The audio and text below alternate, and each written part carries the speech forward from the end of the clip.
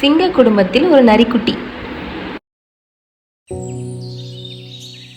ஒரு அடர்ந்த அழகான காடு.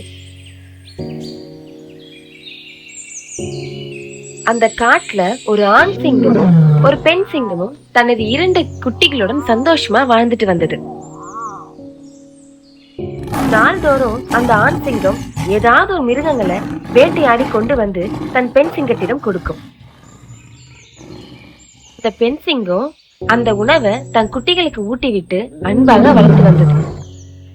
ஒரு நாள் அந்த ஆண் சிங்கம் உயிருள்ள ஒரு நரிக்குட்டிய தான் வாயில கவி கொண்டு வந்து, இத உன் குட்டிகளுக்கு உணவாக கொடு என்று சொல்லி பெண் சிங்கம் கிட்ட கொடுத்தது. நரிக்குட்டி ரொம்ப அழகா இருந்ததுனால அந்த பெண் சிங்கத்திற்கு அதை கொல்ல மனசே வரல. அதை கொல்றதுக்கு பதிலா அது குட்டிகளோட குட்டியா அந்த தாய் சிங்கம் வளர்க்க ஆரம்பிச்சது.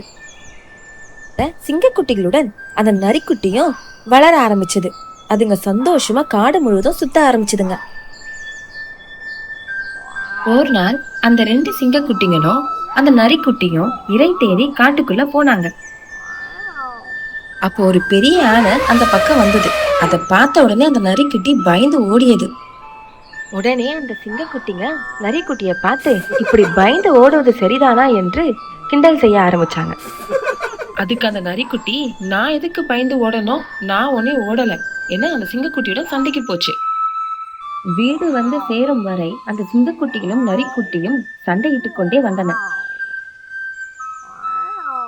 இதையெல்லாம் கவனித்துக் கொண்டிருந்த பெண் சிங்கம் நரிக்குட்டியை தனியாக அழைத்து, நீ உன்னை ஒரு சிங்கம் என்ன நினைச்சிட்டு பேசுற, ஆனா உண்மையிலே நீ ஒரு நரி. அறிவில்லாத நான் என் குட்டிகளோட சேர்த்து நான் உன்னை வளர்த்தேன்.